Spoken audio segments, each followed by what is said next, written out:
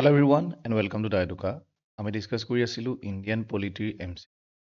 এইটো এমচিকিউ আমাৰ 4 number part. Already আমি 3টা ক্লাছ ডিসকাস কৰিছোঁ। যদি কোনোবা নতুন আছে তেতিয়াহ'লে সেই 3টা ক্লাছ আপোনালোকে চাই ল'ব পাৰে। আৰু ইয়াৰ যিটো PDF সেইটো আপোনালোকে টেলিগ্ৰাম চেনেলত পাব। আমি এই সেশনটোৰ পৰা কি শিকিম? আমি যদি আগতে ইণ্ডিয়ান পলিটি পঢ়িছোঁ তেতিয়াহ'লে আমাৰ প্ৰেক্টিছ হ'ব, আমাৰ ৰিভিজন হ'ব। আৰু আমি কিছুমান যদি নজনা কথা শিকোঁ তেতিয়াহ'লে আমি নতুন কথা শিকিবলৈ পাম। তো আমি ফাৰ্ষ্ট কুৱেশ্যনলৈ আগবাঢ়িছোঁ। ইয়াত আমাক কৈছে দ্য ৱমেন্স ৰিজাৰ্ভেশ্যন এক্টৰ কথা কৈছে। 2023 চনত এই এক্টখন আহিছিলে। আৰু এই এক্টখনে বেচিকেলি কি দিয়ে যে মহিলাসকলৰ কাৰণে ৰিজাৰ্ভেশ্যন দিয়ে। কিন্তু ৰিজাৰ্ভেশ্যন ক'ত দিব? তো সেইটো কথা আমাক সুধিছে যে যিখন ৱমেন্স ৰিজাৰ্ভেশ্যন এক্ট, মানে এক্টখনৰ নামটোতে গম পাইছোঁ আমি যে মহিলাসকলৰ কাৰণে ৰিজাৰ্ভেশ্যন দিয়ে। যেনেকৈ আমি OBC ৰিজাৰ্ভেশ্যন থাকে, মানে আপোনালোকৰ ST SC থাকে, ঠিক তেনেকৈ মহিলাসকলৰ কাৰণে স্পেচিয়েলি ৰিজাৰ্ভেশ্যন এক্ট 2023 চনৰ কাৰণে কোনকেইটা বডিত দিয়া হয় সেইটো আমাক সুধিছে। লোকসভা, ষ্টেট লেজিসলেটিভ এছেম্বলি নে লোকসভা নে ষ্টেট লেজিসলেটিভ এছেম্বলি দুয়োটাই, লোকসভা, ষ্টেট লেজিসলেটিভ এছেম্বলিজ আৰু পঞ্চায়ত কোনটোত দিয়া হয়? তো আনচাৰটো হৈছে চি, লোকসভা আৰু ষ্টেট লেজিসলেটিভ এছেম্বলি। ইয়াত কিমান পাৰ্চেণ্ট দিয়া হয়? 33% ৰিজাৰ্ভেশ্যন চিট দিয়া হয়। তাৰমানে 100টা যদি 100টা চিট থাকে তেতিয়াহ'লে 33টা চিট কাৰ কাৰণে ৰিজাৰ্ভ থাকিব? মহিলাসকলৰ কাৰণে ৰিজাৰ্ভ থাকিব। এতিয়া ইয়াত আপোনালোকে দেখিছে যে পঞ্চায়ত ৰিজাৰ্ভেশ্যন অলৰেডি এক্সিষ্ট আছে। সেইটো হৈছে 73rd এমেণ্ডমেণ্টৰ যোগেদি। এতিয়া মানে ৱমেন্স ৰিজাৰ্ভেশ্যন পঞ্চায়ততো আছে, কিন্তু মেইনলি সেইখন মানে ৱমেন্স ৰিজাৰ্ভেশ্যন এক্ট 2023 চনৰখনে প্ৰদান কৰা নাই। সেই ৰিজাৰ্ভেশ্যনটো অলৰেডি 73rd এমেণ্ডমেণ্টত কৰা হৈছে। ঠিক আছে। আৰু এই যিটো মানে এইটো এমেণ্ডমেণ্ট কেই নম্বৰ এমেণ্ডমেণ্ট হ'ব? 106 নম্বৰ এমেণ্ডমেণ্ট, যিটো 2023 চনত কৰা হৈছিলে। Next, the citizenship amendment act কা, যিটো আমি কৈছিলোঁ 2024 চনৰ যিটো চিটিজেনশ্বিপ এমেণ্ডমেণ্ট এক্ট আহিছিলে 2024 চনত, সেইটো কাৰ লগত জড়িত সেইটো আমাক কৈছে। তো মেইনলি যিটো 2024 চনত চিটিজেনশ্বিপ এমেণ্ডমেণ্ট এক্ট আহিছিলে, কা আহিছিলে, তো সেই এক্টখনে আমাক কি দিয়ে, যে সেই এক্টখনে আমাক কি বুজায়, যে যি চিটিজেনশ্বিপ এমেণ্ডমেণ্ট এক্ট 2019 চনত যে আমাৰ প্ৰটেষ্ট হৈছিলে, তো 2019 চনৰ যিখন চিটিজেনশ্বিপ এমেণ্ডমেণ্ট এক্ট 2019 আছিলে, সেইখন কেনেকৈ লাগু কৰা হ'ব, তাৰ যিখিনি ৰুলছ ৰেগুলেশ্যন সেইখিনি ক'ত লিখা আছে? 2024 চনৰ চিটিজেনশ্বিপ এমেণ্ডমেণ্ট এক্টত লিখা আছে।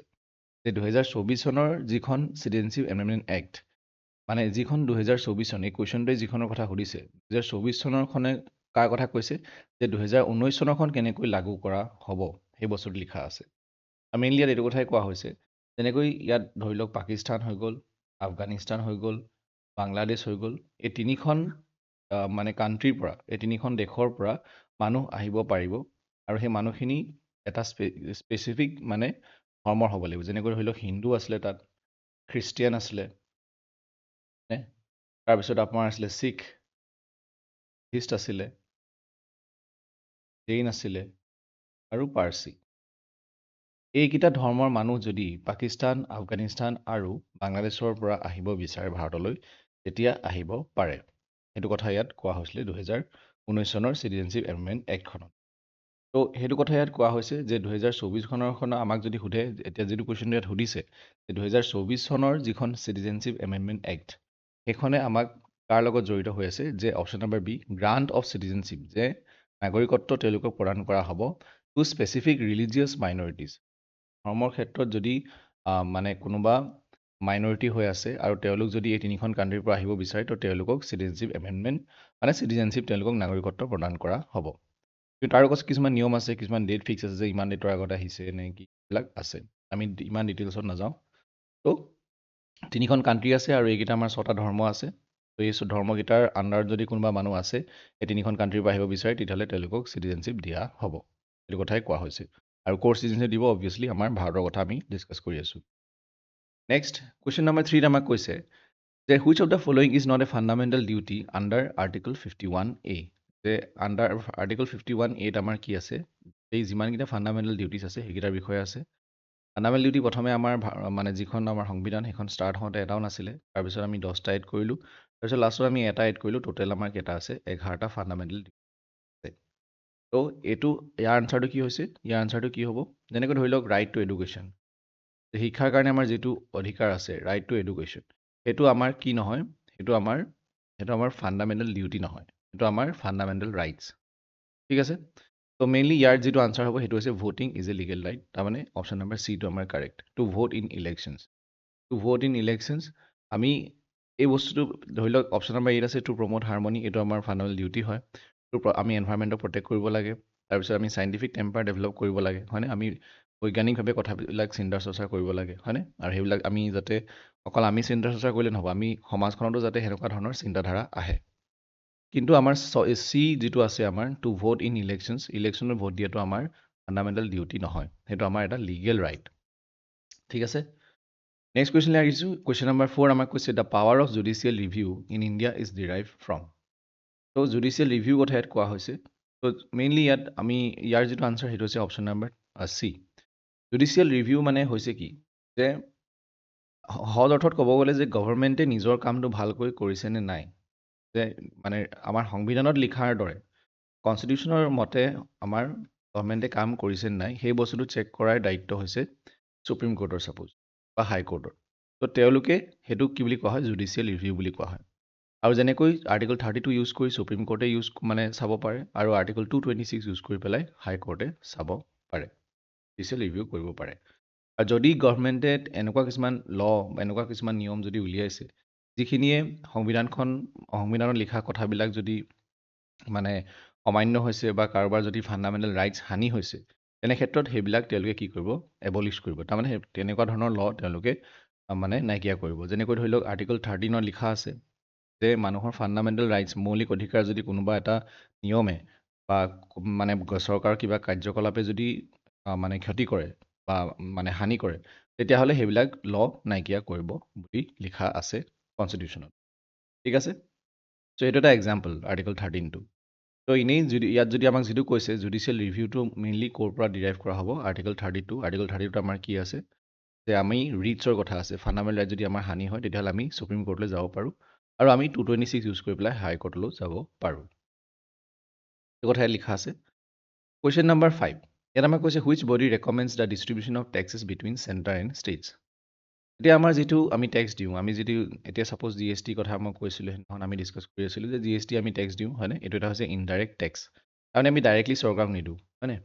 ত' জি এছ টি আমি দিওঁ, জি এছ টি দিয়াৰ পিছত ইয়াত কি হয়, আমাক জি এছ টি আমি ষ্টেটক নিদিওঁ, আমি কাক দিওঁ, চেণ্টাৰক দিওঁ, চেণ্ট্ৰেল গভৰ্ণমেণ্টক দিওঁ, আৰু তেওঁলোকে কি কৰে, ষ্টেটলৈ আকৌ ৰিডিষ্ট্ৰিবিউট কৰে। যিমানবিলাক ষ্টেট আছে সেই ষ্টেটবিলাকলৈ কি কৰা হয়, সেই টেক্সৰ পইচাটো মানে চেণ্টাৰে ভাগ কৰি দিয়ে। এতিয়া এইটো বস্তুৱেই যে কিমান ডিষ্ট্ৰিবিউশ্যন কৰিব, কিমান পাৰ্চেণ্ট ষ্টেটক দিব, সেই বস্তুটো কোনে ৰেকমেণ্ড কৰিব, ফাইনেন্স কমিশ্যনে ৰেকমেণ্ড কৰিব। ঠিক আছে, ফাইনেন্স কমিশ্যন হৈছে এক কনষ্টিটিউশ্যনেল বডি, কাৰণ আমাৰ সংবিধানত কি মানে ফাইনেন্স কমিশ্যনৰ কথা কনষ্টিটিউশ্যনেল বডি হ'ল। এই বস্তুটো আমাৰ ক'ত লিখা আছে, সংবিধানত লিখা আছে আণ্ডাৰ আৰ্টিকল 280।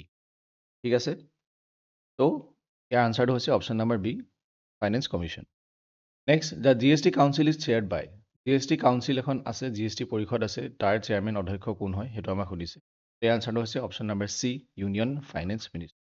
চেণ্ট্ৰেলৰ ফাইনেন্স মিনিষ্টাৰ যিগৰাকী হয় সেইগৰাকী হৈছে জি এছ টি কাউন্সিলৰ মানে আপোনাৰ চেয়াৰমেন। ঠিক আছে, আৰু আমি এইটো কি কৈছিলোঁ যে জি এছ টি কাউন্সিল এইটো হৈছে এটা কনষ্টিটিউশ্যনেল বডি, যিটো আমি 101 এমেণ্ডমেণ্ট কৰি পেলাই এইটো কি কৰা হৈছিলে, অন্তৰ্ভুক্ত কৰা হৈছিল জি এছ টি কাউন্সিল।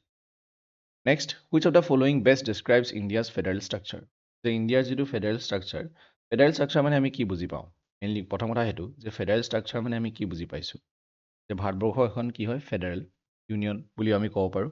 সেই বস্তুটো হয় কি, ত' প্ৰথম কথা হ'ল যে ফেডাৰেল ষ্ট্ৰাকচাৰ মানে হৈছে যে আমাৰ যিমানখিনি ক্ষমতা আছে সেই ক্ষমতাখিনি ভাগ কৰি থোৱা আছে ষ্টেটৰ মাজত, ষ্টেটৰো ক্ষমতা আছে আৰু আমাৰ চেণ্ট্ৰেলৰো অৰ্থাৎ ইউনিয়নৰো ক্ষমতা আছে, হয়নে? যেনেকৈ ধৰি লওক আমি কি পাইছিলোঁ, লিষ্ট পাইছিলোঁ, ষ্টেট লিষ্ট আছে, ইউনিয়ন লিষ্ট আছে আৰু কনকাৰেণ্ট লিষ্ট আছে, হয়নে? ত' ষ্টেট লিষ্টত যিমানখিনি ছাবজেক্ট আছে তাৰ ওপৰত নিয়ম বনালে কোনে বনাব, ষ্টেট গভৰ্ণমেণ্টে। ইউনিয়ন লিষ্টত যিমানখিনি আছে তাৰ ওপৰত বনালে কোনে বনাব, ধৰি লওক চেণ্ট্ৰেল গভৰ্ণমেণ্টে। আৰু কনকাৰেণ্ট লিষ্টত যিমানখিনি ছাবজেক্ট আছে তাৰ ওপৰত যিমানখিনি বিষয় আছে তাৰ ওপৰত নিয়ম বনালে কোনে বনাব, হয় ষ্টেট গভৰ্ণমেণ্টে বনাব, নহ'লে চেণ্ট্ৰেল গভৰ্ণমেণ্টে, মানে দুইটাই বনাব পাৰে।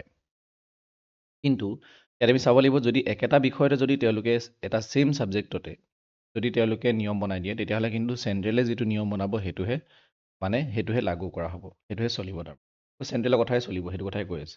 ঠিক আছে মানে আমি এইটো ক'ব পাৰোঁ যে চেণ্টাৰে ডিছমিছ কৰিব পাৰে চেণ্টাৰে ষ্টেট গভৰ্ণমেণ্টৰ মানে কিছুমান ক্ষেত্ৰত ডিছমিছ কৰিব পাৰে আমি এইটো ক'ব পাৰোঁ যে চেণ্টাৰৰ কিছুমান বা চেণ্ট্ৰেল গভৰ্ণমেণ্টৰ কিছুমান পাৱাৰ বেছি আছে অবভিয়াছলি চেণ্ট্ৰেল গভৰ্ণমেণ্টৰ পাৱাৰ বেছি আছে ঠিক আছে তো সেইখিনি ষ্ট্ৰাকচাৰৰ কাৰণে মেইনলি ফেডাৰেল ষ্ট্ৰাকচাৰ মানে হৈছে যে পাৱাৰ ডিভিজন যে ষ্টেট গভৰ্ণমেণ্টৰ পাৱাৰ দিয়া হৈছে আৰু চেণ্ট্ৰেল গভৰ্ণমেণ্টৰ পাৱাৰ দিয়া হৈছে এইটো কথা ইয়াত কোৱা হৈছে তো তেতিয়াহ'লে ইয়াত আমাৰ কি হ'ব ফেডাৰেলটো আমি গম পালোঁ যে পাৱাৰ ডিভিজন আছে যে আমাৰ যিখিনি ক্ষমতাখিনি ভাগ কৰি দিয়া হৈ আছে চেণ্ট্ৰেল গভৰ্ণমেণ্ট আৰু ষ্টেট গভৰ্ণমেণ্টক কিন্তু ইউনিটেৰী বায়াছ তাৰমানে চেণ্ট্ৰেল গভৰ্ণমেণ্ট অকণমান বেছি শক্তিশালী বুজি পালে অপশ্যন নাম্বাৰ ডিটো আমাৰ correct next question who is the head of the state cabinet in Assam যে অসম মানে ষ্টেট কেবিনেটৰ অসমৰ ক্ষেত্ৰত যে ষ্টেট কেবিনেটৰ মুখ্য হেড কোন হয় যেনেকৈ ধৰি লওক ষ্টেট কেবিনেট মানে হৈছে যে যেনেকৈ কাউন্সিল অফ মিনিষ্টাৰ্ছ তাৰমানে যেনেকৈ চেণ্ট্ৰেলত কাউন্সিল অফ মিনিষ্টাৰ্ছ থাকে বা ষ্টেট কাউন্সিল অফ মিনিষ্টাৰ্ছ হয়নে তো তাৰ হেড কোন থাকে যেনেকৈ চেণ্ট্ৰেলত কোন থাকে প্ৰাইম মিনিষ্টাৰ তো মানে ষ্টেটৰ কাৰণে কি হ'ব দ্য চিফ মিনিষ্টাৰ ঠিক আছে চি এম তাৰমানে next which of the following is not a language mention in the eight schedule eight শ্বিডিউলত কি লেংগুৱেজ আছে সেইটো আপোনালোকক অলৰেডি মই কৈছোঁ কোনটো লেংগুৱেজ কেতিয়া এড কৰা হৈছিলে সেইটোও মই আপোনালোকক কৈছোঁ তো আমি অপশ্যনকেইটা যদি চাওঁ এই গোটেই তিনিটা আছে কোনটো নাই কাৰ্বিটো নাই অপশ্যন নাম্বাৰ ইটো আমাৰ কাৰেক্ট হ'ব ঠিক আছে next how many members are send from Assam to ৰাজ্যসভাৰ কাৰণে অসমৰ পৰা কেইজন মেম্বাৰ যায় সেইটো আমাক সুধিছে ইয়াৰ আনচাৰটো হ'ব অপশ্যন নাম্বাৰ চি 7 14 হৈছে লোকসভাৰ কাৰণে আৰু 7জন হৈছে ৰাজ্যসভাৰ কাৰণে the state list of 7 schedule currently contains how many subjects তো সেইটো কথা মই আপোনালোক কৈছিলোঁ যে তিনিখন লিষ্টৰ কথা যেতিয়া আমি শ্বিডিউলৰ কথা ডিছকাছ কৰিছিলোঁ তেতিয়া ইয়াত 7 শ্বিডিউলত আমাৰ কি আছে বেচিকেলি মানে লিষ্টৰ কথা আছে ঠিক আছে তো 7 শ্বিডিউল ষ্টেট লিষ্ট আৰু তাত আছে আমাৰ 61টা মানে ছাবজেক্ট আছে ঠিক আছে তো 61টা ছাবজেক্ট মানে 61টা এনেকুৱা ধৰণৰ টপিক আছে যোনকেইটা টপিকত মানে ষ্টেট গভৰ্ণমেণ্টে ল বনাব পাৰে তো এইটো অৰিজিনেলি 66 আছিলে যিটো 61লৈ মানে কমাই দিয়া হ'ল তাৰপিছত সেইটো কমাই পেলাই কনকাৰেণ্ট লিষ্টত দি দিলে যাতে ষ্টেট আৰু চেণ্ট্ৰেল দুয়োটাই মানে বনাব পাৰে নিয়ম বনাব পাৰে after 42nd amendment next what is the minimum age required to become the president of India ৰাষ্ট্ৰপতি হ'বলৈ আপোনাক কিমান বয়স দৰকাৰ হ'ব এইটো একেবাৰে ইজি অপশ্যন নম্বৰ চি এইটো হৈছে 35 আৰু ভাইচ প্ৰেচিডেণ্টৰ কাৰণেও একেই হয় এণ্ড ষ্টেট গভৰ্ণৰ হ'বলৈও আপোনাৰ মানে ছেম এজ লিমিট আপোনাক লাগে question number 14 the retirement age of a high court জাজৰ কাৰণে ৰিটায়াৰমেণ্ট এজ কি হয় এইটো হৈছে অপশ্যন নম্বৰ বি 62 আৰু সুপ্ৰিম কোৰ্টৰ জাজৰ কাৰণে সেইটো হৈছে 65 year next under which of the following conditions are citizenship to be provided in India তো চিটিজেনশ্বিপ আমাৰ ক'ৰ পৰা ক'লৈকে আছে সেইটো হৈছে আৰ্টিকল আমাৰ কিমান আছে 5ৰ পৰা আছে 5ৰ পৰা 11লৈকে আছে চিটিজেনশ্বিপ তো কোনখিনি ক্ষেত্ৰত আমাক চিটিজেনশ্বিপ দিয়া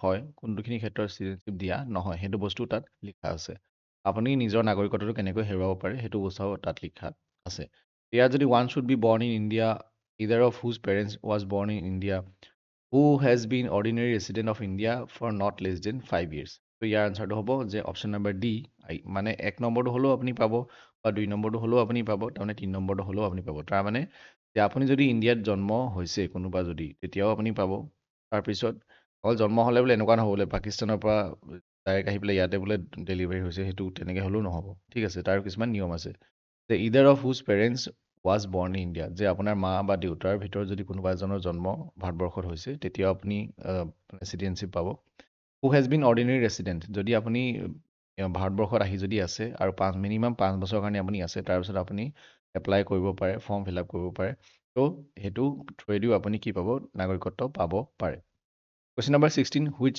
country does not accept the policy of dual citizenship কোনখনে ডুৱেল চিটিজেনশ্বিপ মানি নলয় অবভিয়াছলি সেইখন হৈছে ভাৰতৰ ক্ষেত্ৰত আমাৰ ইণ্ডিয়াৰ ক্ষেত্ৰত ডুৱেল চিটিজেনশ্বিপ নাই তাৰমানে এনেকুৱা নহয় যে আপুনি অসমৰ নাগৰিকত্ব পাব আৰু ভাৰতৰ নাগৰিকত্ব পাব আমি চব ভাৰতৰ নাগৰিক এটাই আমাৰ নাগৰিকত্ব আছে সেইটো হৈছে Indian citizen question number 17 which of the following appointment is not made by the president of India তো প্ৰেচিডেণ্টে কাক এপইণ্ট কৰে সেইটো আমি জানো যে কাক এপইণ্ট কৰিব আৰ্মিক হৈ গ'ল বা এয়াৰ ষ্টাফ হৈ গ'ল বা চিফ জাষ্টিছ অফ ইণ্ডিয়াকো তেওঁ কি কৰে এপইণ্ট কৰে ঠিক আছে কিন্তু স্পীকাৰ অফ দ্য লোকসভা কি কৰা হয় ইলেক্ট কৰা হয় তেওঁলোকৰ মাজৰ লোকসভাৰ মেম্বাৰ্ছৰ মাজৰ পৰা এজনক ইলেক্ট কৰি স্পীকাৰ অফ দ্য লোকসভা কৰা হয় তো অপশ্যন নম্বৰ এইটো আমাৰ কাৰেক্ট ঠিক আছে question number 18 in India the minimum age to contest Lok Sabha election যদি আপুনি খেলিব বিচাৰিছে তেতিয়াহ'লে আপোনাৰ মিনিমাম এজ কিমান হ'ব লাগিব সেইটো হৈছে অপশ্যন নম্বৰ চি 25 ৰিপাব্লিক মানে কি বুজো আমি যে গণৰাজ্য গণতন্ত্ৰ তাৰমানে আমি কি বুজো সেইটো হৈছে যে আমাৰ যিজন হেড হয় ষ্টেট বুলি ক'লে অকল ৰাজ্যৰ কথা কোৱা নাই ষ্টেট মানে হৈছে এনেকুৱা এটা